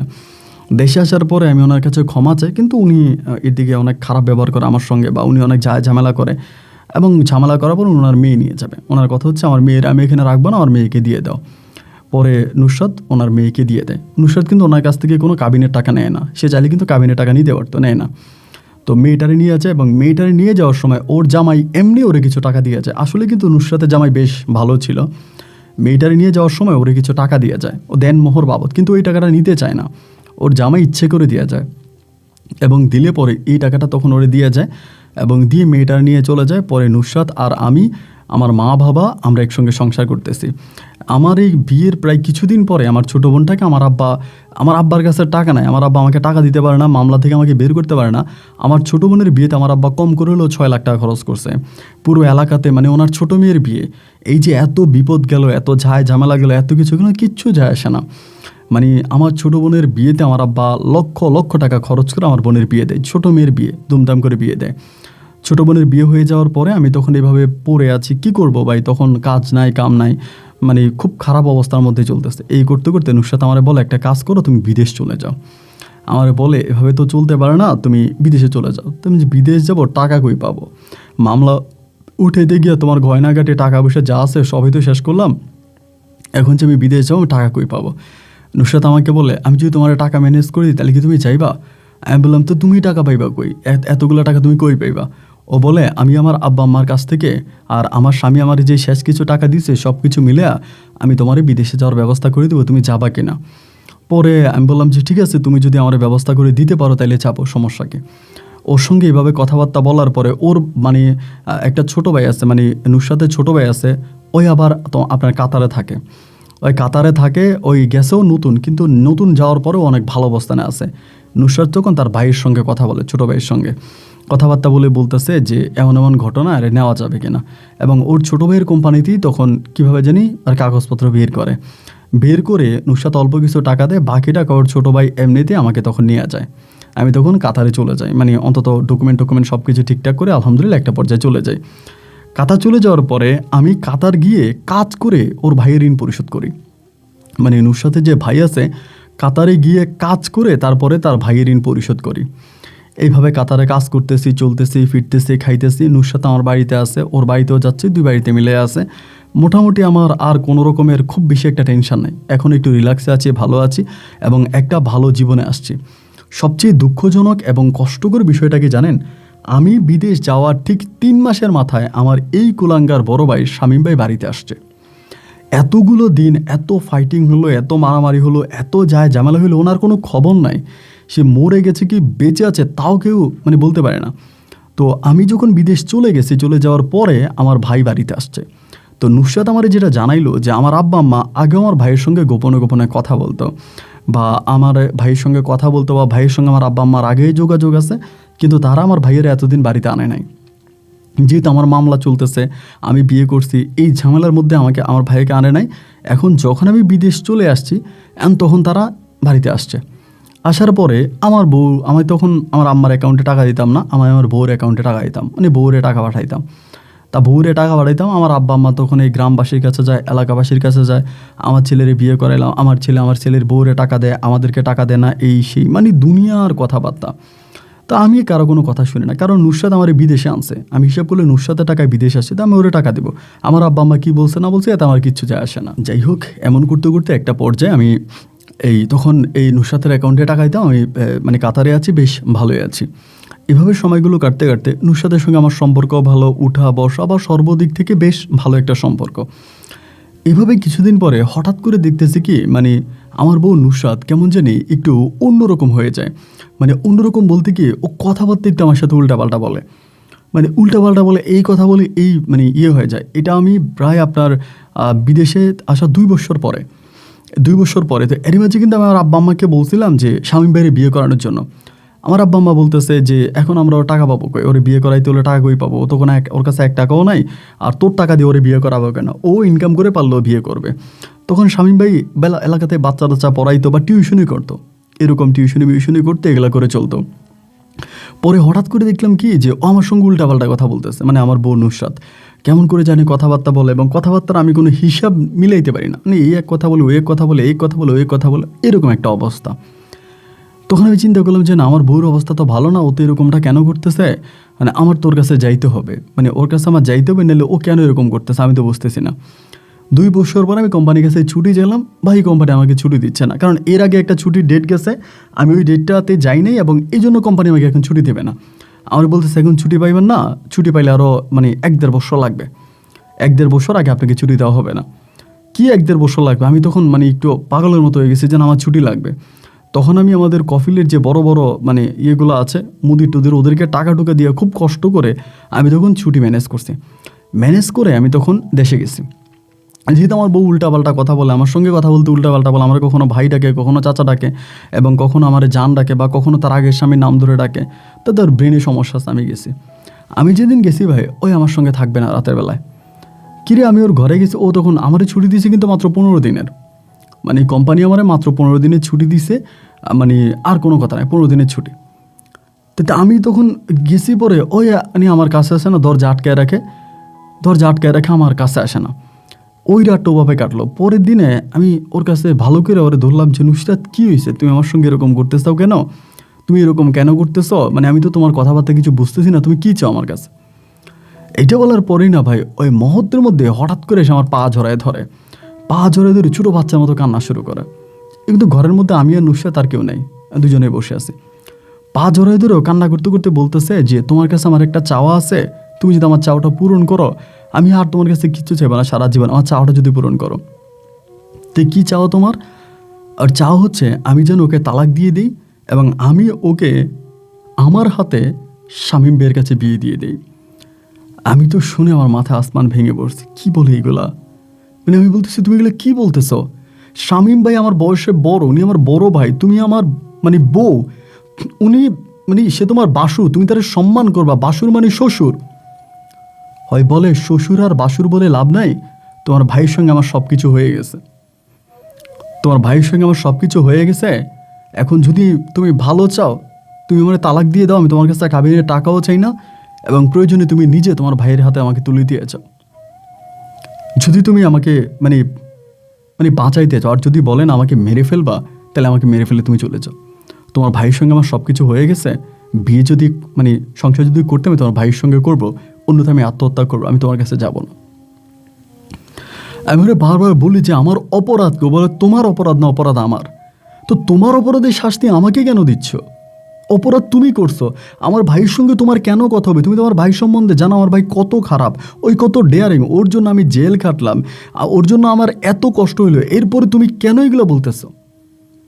আমাকে একটা কথাই বলেছি, তুমি যদি আমাকে বাঁচাতে চাও তোমার কাছে একটাই পথ খোলা আছে, তুমি আমাকে তালাক দিয়ে তোমার ভাইয়ের হাতে তুলে দাও। আর যদি তুমি না দাও তাহলে তুমি আমার মরা মুখ দেখবা। আমার ছুটিটা ভাই 15 দিন। এবং ও আমাকে বলে এই কথা তুমি কারো কাছে বলতে পারবা না, তোমার আব্বা আম্মাকেও জানাইতে পারবা না। তো ভাই আমি কিন্তু জীবনে একটা মানুষকে ভালোবাসছিলাম, তা হচ্ছে নুসরাত। ওরে মন থেকে ভালোবাসছিলাম এবং ওর বাসায় যখন ছিলাম তখনকার স্মৃতিগুলো আসলে ভুলার মতো নয়। এত দারুণ, এত মহত্বকর, মানে এত ভালো স্মৃতি ওর সঙ্গে আমার ছিল। কিন্তু আজ সে আমাকে কি বলতেছে আমি কিচ্ছু বুঝতে পারতেছি না। ওর কথাবার্তা শুনে আমি জাস্ট অবাক হয়ে ওর মুখের দিকে তাকিয়ে আছি। তারপরেও কি আর করা, নীরব ভূমিকায় সব কিছু সহ্য করতেছি। দেখা যাক ও আসলে কতটুকু করতে চায় আর কী করতে চায়। এমন করেই তখন সময়গুলো কাটতেছে। আমি আমার আব্বা আম্মারও কিছু বললাম না। একদিন রাতের বেলা, রাতে তোর সঙ্গে ঘুমাইতে পারতাম না, ও দরজা খুলতো না, ও রুমে আমাকে যাইতে দিত না। আর আমার আব্বা আম্মা এগুলো দেখতো, বাট তারা কিছু বলতো না যে কী ব্যাপার তোর বউ তোকে রুমে যাইতে দিচ্ছে না কেন। অনেক সময় আম্মা বলতো ওদের পারিবারিক বিষয়, আমার আব্বা যদি কিছু জিজ্ঞেস করতো আম্মা বলতো ওদের পারিবারিক বিষয়, স্বামী স্ত্রীর বিষয়, তুমি এটার মধ্যে কথা বলো না। মানে কি এক আজব, ওরা কথা বলে না। একদিন দুপুরবেলা খুব রাগ হয়েছে, রাগ হইয়া বড় ভাইরে টান দিয়ে আনছি। বড় ভাই পাশের রুমে ছিল, টান দিয়ে আনছি, না বলি ভাই রে আপনি তো আমার জীবনে কম ক্ষতি করেন। আমি এই পর্যন্ত কিন্তু ভাইয়ের সঙ্গে কথা বলি নাই, দেশে আইসা একটা বারের জন্য বলি নাই। উনি আমাকে জিজ্ঞেস করছে যে শাহিন ভালো আছস, আমি কিছু বলি নাই। আমি বললাম ভাই আপনি তো আমার জীবনের কম ক্ষতি করেন নাই, আজকে আমার বউর প্রতি আপনার নজর গেছে, আর আমার বউ বা কেমন জেনে শুনে আপনাকে বিয়ে করতে চাই। এ কথা বলে আমি এই নুসরাতের হাতটা নিয়ে আমি বললাম দেন ভাই আপনার হাতে তুলে দিলাম, এটা আমার বউর স্বপ্ন, আমি তার হাতটা আপনার হাতে দিয়ে দেওয়ার জন্য এই দেন দিয়ে দিলাম। এই হাতটা দিয়েই তখন ধরেন একটা চাকুর মতো ছিল, চাকুটা দিয়া প্রথমে গলার মধ্যে দিব ভাবছিলাম, গলার মধ্যে ধরছি, এমন টাইমে আমার ভাই আমারে ধরছে, ভাইরে ধাক্কা দিয়ে আমি এই চাকুটা দিয়ে নিজের হাতের মধ্যে নিজে তাপ তাপ করে 2টা পোস্ট মারছে। মনে হয় রক কাইটে গেছে, আমার এই রক্ত বেরোইছে, আমি বেরোইছি। আমার আব্বা আম্মা মানে কিচ্ছু না, আমার আম্মা এসে বলছে তোর কী হয়েছে তোর কী হয়েছে তোর কী হয়েছে, আমি যে আমার হাত কেটে গেছে। তখন কিন্তু ভাইয়া কামাই রুজি করে সংসার চালাইতো, এটা সত্যি কথা। মানে আমার বড় ভাইয়া শামীম ভাইয়া টাকা দিয়ে সংসার চালাইতো, আমি তখন টাকা শুধু আমার বউর অ্যাকাউন্টে পাঠাইতাম। আমি কলিরে আপনার নুসরাতে একটাবার জিজ্ঞাসা করি না যে টাকাগুলো কই, যে আমি আজকে এতগুলো বছর তোমার অ্যাকাউন্টে টাকা পাঠাইছি, আমার টাকা কই, আমি টাকার হিসাব নেই নাই। হাতটা কেটে গেছে, হসপিটালে ভর্তি ছিলাম এবং হাতটা ভালো হওয়ার পরে কারোর সঙ্গে কথা বলি না, ভাই বোন কারোর সঙ্গে না, আব্বা আম্মা কারোর সঙ্গে না। টিকিটটা সামনে হয় না, আমি আবারও কাতার চলে আসছি। কাতার আসার পরে কারোর সঙ্গে কোনো যোগাযোগ করি নাই, কারোর সঙ্গে আব্বা আম্মা টোটালি কারোর সঙ্গে কোনো কথা বলি নাই। একটা নতুন সিম ব্যবহার করি এবং নতুন ওই সিমটা ব্যবহার করে আসি, নতুন সিম ব্যবহার করতেছি, কারোর সঙ্গে না, আব্বা আম্মা টোটালি কারোর সঙ্গে না। টানা প্রায় 2 বছরের মতো, এবার ব্যাক করে 2 বছর যাওয়ার পরে কারোর সঙ্গে কথা বলে। 2 বছর পরে এই যে নুসরাতের একটা ছোটো ভাই আমার সঙ্গে থাকে, ওই কিন্তু আবার আমারে খুব ভালোবাসতো, আমারে খুব ভালোবাসে। ওই ছেলেটা অনেক ভালো, মানে নাম হচ্ছে নাহিদ, আমারও অনেক ভালোবাসে। নাহিদ একদিন আমারে বলতেছে যে ওই কিন্তু আমার তখনও দুলাভাই ডাকে, ওই যে ওর বোনের সঙ্গে আমার ছাড়াছাড়ি হয়ে গেছে তখন আমার দুলাভাই ডাকে। ওই কয় দুলাভাই আপনার সঙ্গে আমার একটু জরুরি কথা আছে, আমি আপনার সঙ্গে একটু কথা বলবো। পরে আমি বললাম যে ঠিক আছে কী বলবো বলো। এবারে আলাদা একদিন ডাক দিয়ে নিয়ে বলতেছে যে শাহিন ভাই আপনার মাথার মধ্যে কি জিনিসটা একটাবারও আসে না, আমার বোন আপনাকে এত যুদ্ধ করে আপনার বিয়ে করলো, আপনার জন্য এত কিছু করলো, এরপরও আমার বোন কেন আপনার বড় ভাইয়ের কাছে চলে গেছে, এটা কি আপনি বুঝেন নাই? আমি বললাম না আমি তো এটা বুঝতে পারি নাই। পরে বলো ভাই যদি বুঝতে না পারেন তাহলে আমি আপনার বুঝিয়ে বলি শোনেন, আপনি আমার বোনের অ্যাকাউন্টে টাকা পাঠাইতেন? আমি বললাম হ্যাঁ। বলে সব টাকা আমার বোনের দিতেন? আমি বললাম হ্যাঁ। আপনার আব্বা আম্মা আপনার কাছে টাকা চাইলে আপনি দিতেন না, তাদের সঙ্গে খারাপ ব্যবহার করতেন? আমি বললাম হ্যাঁ। বলে এই সুযোগে আপনার আব্বা আম্মার মন জয় করে নিছে আপনার বড় ভাই শামীম, তারা আপনার আব্বা আম্মারে টাকা দিছে, আপনার আব্বা আমার সঙ্গে কথা বলছে এবং বলার পরে যেহেতু আপনি আপনার ওয়াইফের অ্যাকাউন্টে সব টাকা পাঠাইতেছেন, আপনার ভাই শামীম এবং আপনার আব্বা আম্মা তারা উভয় মিলে আমার বোনকে কালো জাদু করছে, নুসরাতকে ব্ল্যাক ম্যাজিক করছে, যাতে আপনি আর নুসরাতের টাকা দিতে না পারেন বা নুসরাত যেন চেঞ্জ হয়ে যায়। এবং এই নুসরাতকে ব্ল্যাক ম্যাজিক করে খাওয়াইছে, প্রথমে খাওয়াইছে, ওর যে বালিশে ঘুমাইছে সেই বালিশে তাবিজ দিছে, মানে ওরে জাস্ট পাগল বানাই দিছে। ওরে পাগল বানাইয়া আপনার আব্বা আম্মা নিজে ওর ঘরের ভিতরে আপনার বড় ভাইকে ঢুকাই দিছে, আপনার বড় ভাইকে ঢুকাই দিয়ে আপনার বড় ভাইয়ের সঙ্গে খারাপ কাজ করাইছে এবং ওরে আপনার বড় ভাইয়ের প্রতি পাগল বানাইছে এই সম্পূর্ণ তন্ত্র মন্ত্রের ক্ষোভে। এই তন্ত্র মন্ত্রর খেলা শেষ হয়ে গেছে, আমার বোনও পাগলের মতো হয়ে গেছে। এখনই আপনার ভাইটা আমার বোনরে প্রতিনিয়তই মারে, এমন কোনো দিন নেই আমার বোনেরে মারে না। আমার বোনেরে মানে আমার বোনের জীবনটাকে পুরো অতিষ্ঠ বানাই ফেলতেছে।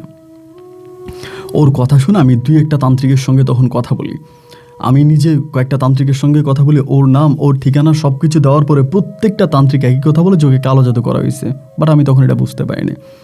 তো এভাবে প্রায় 2.5 থেকে 3 বছর পরে, তখন ওর ঘরে কিন্তু কোনো বাচ্চা কাচ্চা হয়নি, ওর ঘরে কোনো সন্তানাদি হয়নি। 2.5-3 বছর পরেই আমার ভাই ওরে খুব অত্যাচার করতো, খুব মারতো। 2.5-3 বছর পরে আমি ওর সঙ্গে তখন ফোনে কথা বলি, এই 3 বছর পরে ও কান্না করে, খুব কান্না করে। আমি বললাম, নুসরাত এই মুখ তো আমি এর এলাকাতে দেখাতে পারবো না, আমি বাড়িতে যাইতে পারবো না, তুমি কি কাতারে আসবা? ও বলো হো আমি আসবো, আমি কাতারে আসবো। ও আচ্ছা হ্যাঁ ভাই, এখানে আরেকটা কথা আমি বলতে ভুলে গেছিলাম, ওর কিন্তু একটা মানে ছেলে হয়েছিল, ছেলেটা হয়েছিল এবং ছেলেটা হওয়ার পরে ছেলেটা মারা গেছে, মানে হওয়ার প্রায় মাসখানিক পরে ছেলেটা মারা গেছে। এটা আমার ভাইয়েরই, মানে আমার ভাইয়ের সঙ্গে সংসার করা অবস্থায়। তাই ছেলেটা মারা যাওয়ার পরেও মোটামুটি কিছুটা মানে লাইনে চলে আসছে বা ভালো হয়ে গেছে। পরে আমি বললাম তুমি কি আসবা? বলে হ্যাঁ আমি আসবো। পরে আমি আর ওর ছোটো ভাই নাহিদ আমরা দুজনে মিলে একটা কোম্পানির সঙ্গে কথাবার্তা বলে এখান থেকে একটা ভিসা বের করি। একটা ভিসা বের করে আমি তখন নুসরাতকে বাংলাদেশ থেকে আমি তখন এই কাতারে নিয়ে আসি। আলহামদুলিল্লাহ কাতারে আনার পরে ওর সঙ্গে আমি ভালোভাবে আছি, আমার সন্তানাদি হয়, আমার একটা ফ্যামিলি হয়। ও কাতারে আসার 3 বছর পরে, মানে টোটাল প্রায় 6 বছর পরে আমি তখন বাংলাদেশে যাই। বাংলাদেশে যে আব্বা আম্মার জন্য খারাপ লাগতেছে, রাগ হোক, ক্ষোভ হোক, অভিমান হোক, পরিবার তো তাই না, আব্বা আম্মাকে দেখতে গেছিলাম 6 বছর পরে বাড়িতে। 6 বছর পরে বাড়িতে গেছি, বাড়িতে যাওয়ার পরে আব্বা আম্মার জন্য শপিং করে নিয়ে গেছি, অনেক কেনাকাটা। আমার ভাইয়া কিন্তু আর বিয়ে করেনি, অনেক কেনাকাটা করে নিয়ে গেছি। নিয়ে যাওয়ার পরে আমি প্রায় আপনার সকালবেলা তখন প্রায় 11টার দিকে আমি তখন আমাদের উঠানে গেছি। উঠানে যাওয়ার পরে আমি আপনার ঘরের ভিতরে ঢুকবো, ঘরের মধ্যে ঢুকবে এমতো অবস্থায় আমার বড় ভাই তখন ঘর থেকে বেরোয়েছে, বেরো আমারে বলে এ তুই না আসছিস কেন, যা এখান থেকে। যে আমি যাবো, আমি কই যাবো? পরে বলে এখান থেকে যা। আমি বললাম আমি যাবো কেন, আপনি আমার সঙ্গে এরকম করে কথা বলতেছেন কেন? এই কথা বলার মাঝে মাত্র আমি উঠানে গেছি ভাই, ওই দৌড়ে আইসে আমার কলার চেপে ধরছে, দৌড়া এই গ্রামবাসীর সামনে আমাকে মারা। হাইরে আমারে মায়ের মারছে তো মারছে, মারার পরে আমিও মানে মারছি, উনি শুধু মারে না আমিও মারছি। মারামারি হওয়ার পরে আমার আব্বা তখন করলো কি, ও দুজনে ছুটাই দিছে, ছুটাই দিয়া আমার আব্বা বলতেছে ঠিক আছে তুই যেহেতু ওর গায়ে হাত তুলছস আজকে দরবার। আমি মাত্র কাতার থেকে গেছে ভাই, বিশ্বাস করেন যেদিন গেছি সারাদিন তো জার্নিং টার্নিং করে গেছি, সকালবেলা এই ঘটনা, রাত্রে আমার জন্য তারা দরবার ডাক দিছে। রাত্রে বলতে আপনার মাগরিবের পরে দরবার ডাক দিছে। ডাক দেওয়ার পরে উঠানের মধ্যে তখন দরবার বসছে, এলাকার আরও লোকজন আসছিল। তাই আমি তখন দরবারে দাঁড়ায় আছি ভাই, বিশ্বাস করেন আমার চোখের পানিগুলো তখন আমি মানে আপনি বুঝাইতে পারবো না যে আমার আব্বা আম্মা আমার চোখের সামনে ভাই আমারে দোষারোপ করতেছে। আমার আব্বা আম্মা বলতেছে যে শাইন হচ্ছে সবচেয়ে খারাপ, ও ছোটোবেলা থেকে আমাদেরকে কষ্ট দিয়ে আসতেছে, শাইনের মতো খারাপ কোনো ছেলে না। আমার আব্বাও বলে, আমার আম্মাও বলে, পুরো দরবারের সামনে, পুরো গ্রামবাসীর সামনে তারা বলে আমার একটা কথাই বলে যে যেহেতু শামীম বিয়ে করলো নুসরাতে, তারপর তুই নুসরাতে নিয়ে গেলে কেন, তুই নুসরাতে কাতার নিয়ে গেলে কেন? আমি নুসরাতকে কেন কাতার নিয়ে গেলাম এটাই আমার অপরাধ, এটাই আমার অন্যায়। কিন্তু এই শামীম ভাইয়ের জন্য যে আমি কলিরই বিয়ে করলাম, কলির জন্য জেল খাটলাম এবং সেই কলির জন্যই আমি বিবাহিত নুসরাতকে বিয়ে করলাম, তার বাচ্চা সহ, এই কোনো কিছু আমার আব্বা আম্মা বলে না। আব্বা আম্মা একটা কথাই বলে যে কেন আমি নুসরাতকে বিদেশ নিয়ে গেলাম এবং বিদেশ যাওয়ার পরে কেন বারবার নুসরাতকে টাকা দিলাম। তারা একটা বারের জন্য বলে না যে আমার মামার মামলাটা নিষ্পত্তি হওয়ার জন্য আমার আব্বা একটা টাকা আমাকে দেয় না, সে চাইলে জমি বিক্রি করে টাকা দিতে পারতো, সে দেয় না। আর এই সম্পূর্ণ টাকা নুসরাত আমাকে দিয়ে তার সংসার ভাঙে সে আমার কাছে আসছে। নুসরাতকে কালো জাদু করা হয়েছে, এই কালো জাদু আমার মা বাবা দুজনে আমার ভাইয়ের সঙ্গে মিলে তারপরে কালো জাদুগুলো করছে। আমি স্বীকার করেছি আমি রাগে ক্ষোভে হয়তো আমার আব্বা আম্মারে টাকা দিই নাই, আমার ভাই টিউশনি কইরা আইনা আমার বাবারে খাওয়াইছে, মায়েরে খাওয়াইছে, এই জন্যে আমার বাবা মা আমার ভাইয়ের পক্ষে চলে গেল। অথচ আমি একজন প্রবাসী এত কষ্ট করলাম, আমি গ্রামবাসীর কাছে, আমি সমাজের কাছে, আমি এলাকাবাসীর কাছে কারো কাছে কোনো মূল্য পাই নাই। গ্রামবাসী লাস্ট পর্যন্ত আমার আব্বার সবার সামনে বলতেছে যে আমি এই শাইনরে ত্যায্য করলাম, আমার ত্যায্য পুত্র, আমাকে উনি ত্যায্য করছে ভাই, ত্যায্য করছে আমার আব্বা আম্মা। সারাটা রাত আমি উঠানের মধ্যে কান্নাকাটি করে কাটাইছি। সকালবেলা এই ব্যাগপত্র যা কিছু আছে সব নিয়ে আমি আবারও আসি, টিকিট সামনে রাখি। 2 দিন আমি আপনার এই ঢাকার একটা মানে আপনার হোটেলে থাকি। আমার আব্বা আম্মা একটা বারের জন্য আমার ফোন দেয় নাই বা আমার খোঁজ খবর নেয়। 2 দিন ঢাকার হোটেলে থাইকা এরপরে আমি পুনরায় আবারও কাতার আসি। আজকে বহু বছর যাবৎ কাতার আমি আর দেশে যাই নাই। পরে নাকি আমার ভাই বিয়ে করছে, তার সন্তানাদি হয়েছে, তার সাথে আমার বাবা মা বেশ আলোলে ধরলে ভালো আছে। আজ পর্যন্ত আমার বাপ মা 1 মিনিট ফোন দিয়ে আমার কোনো খবর নেন আমি বেঁচে আছি কি মরে গেছি। ভাই আমি একজন প্রবাসী, চিৎকার করে বলে যাই, এটাই কি প্রবাসীর জীবন? এটাই কি প্রবাসী? ভাই কি পায় প্রবাসী তার জীবনে? আমার অপরাধটা কী ছিল, অন্যায়টা কী ছিল, কি একটাবার বলতে পারেন? কেন আমার সঙ্গে এমনটা হইলো? আল্লাহ কি তাদের বিচার করবে না? আল্লাহ কি দেখে না? কেন এমন হলো ভাই? আমার বাবা তার সমস্ত সম্পত্তি, তার বাকি এই 3 ছেলে মেয়ের নামে লিখে দিলাম, বড় ভাইয়ের নামে আর আমার 2টা বোনের নামে। আমারে তার সম্পত্তির 1 কানা করেও দেয় নাই, এবং আমি যাতে তার বাড়িতে কখনো ঢুকতে না পারি সে সমস্ত রকমের এলাকাবাসীকে বলে এমনভাবে আমাকে আটকাইছে যে আমি বাড়িতে কখনো যেতে পারবো না। আমার বাপের ভিটেতে আমি যেতে পারলাম না, আমার বাবা মায়ের মুখ আমি দেখতে পারলাম না। আমার অপরাধটা কী ছিল ভাই? একটুবার বলবেন?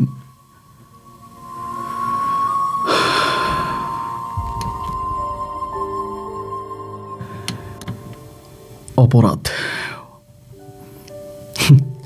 একটা প্রবাস জীবনটাই একটা অপরাধ। একটা প্রবাসীর তার প্রবাস জীবনটাই একটা অভিশাপ। এই নিজের চোখে অনেক প্রবাসীর কষ্ট দেখে এসেছি। আল্লাহর রহমতে আপনাদের দোয়ায় দেশ বিদেশের অনেকগুলো দেশ আমি ট্রাভেল করেছি অল্প সময়, এবং প্রবাসীদের কষ্ট একেবারে চোখের সামনে দেখে এসেছি। আমি বারবার বলি, একটা প্রবাসী বিদেশের মাটিতে যে পরিমাণের কষ্ট করে তার মা বাবা যদি কোনোদিন দেখে, তারা তার টাকা দিয়ে 1 গ্লাস পানি কিনে, এরকম 1 বোতল পানি কিনে খাবে না যদি তারা দেখে যে তাদের সন্তানটা প্রবাসে কতটা কষ্ট করে। আমি সারপ্রাইজ, অবাক হয়ে যে আমাদের সমাজে দেখতে পাই একটা প্রবাসীর বউ যদি ডাক্তারের কাছে যাচ্ছে, একটা ভালো জায়গায় যাচ্ছে, দোকানে বসে টিটকারি মারা হয়, হ্যাঁ যাচ্ছে নাগরের কাছে। অথচ এই প্রবাসীর টাকায় আমাদের সরকার হয়, এমপি হয়, চেয়ারম্যান হয়, এই প্রবাসীর টাকায় আমার দেশের চাকা ঘুরে। অথচ সেই প্রবাসী প্রত্যেকটা জায়গায় অবহেলিত, পরিবারের কাছে, রাষ্ট্রের কাছে, সমাজের কাছে, প্রত্যেকটা জায়গায় কি পায় একটা প্রবাসী ভাই? আমরা বলি আমরা একটা অপরাধ করলে জেলখানায় যাই, আমাদেরকে জেলে দেওয়া হয়, আমরা জেল খাটি। হ্যাঁ, আমি অপরাধ করেছি, জেল খেটেছি, কিন্তু প্রবাসী যে 5 বছর 7 বছর প্রবাস নামক জেলে থাকে, তার অপরাধটা কি? সে তার মাকে দেখে না, তার বাবাকে দেখে না, স্ত্রীকে দেখে না, বউকে দেখে না, তার গ্রামবাসীকে দেখে না, এলাকাবাসীকে দেখে না। প্রবাসীরা বিদেশ থেকে টাকা পাঠায়, সেই টাকা দিয়ে আমরা গরু কোরবানি দিয়ে আমরা মাংস খাই, প্রবাসী সেটা ভিডিও করে দেখে শান্তি পায়। হে প্রবাসী তুমি মহান, হে প্রবাসী তুমি মহান। আজকে শাহিন আলম যেটা বলেছে, ভাই আমি কি, শাহিন আলম শেষ পর্যন্ত তার বউকেও পাইছে, তার সংসারও পাইছে, কাতারের মাটিতে সে অনেক ভালো আছে। একটা জিনিস মনে রাখবেন, স্পষ্ট করে আজকে বলে যায়, কোনো সন্তান যদি তার বাবা মায়ের সাথে অন্যায় করে, অপরাধ করে, তাকে আল্লাহ শাস্তি দেবে, সে শাস্তি পাবে। কিন্তু যদি কোনো বাবা মা তার সন্তানের উপরে অবিচার করে, সে তার থেকেও আরও বড় শাস্তি আল্লাহর দরবারে পাবে, তার থেকেও ডাবল শাস্তি সে আল্লাহর কাছে পাবে। সন্তান অপরাধ করলে না সন্তান যতটুকু শাস্তি পায়, বাবা মা সন্তানের উপর অপরাধ করলে তার ডবল শাস্তি পায়। যদি বিশ্বাস না হয়, কোনো ভালো মুফতির সাথে কথা বলে নেবেন। আজ এখানে বিদায়, দেখা হবে নতুন দিন নতুন কোনো গল্পে। আল্লাহ হাফেজ এন্ড আসসালামু আলাইকুম।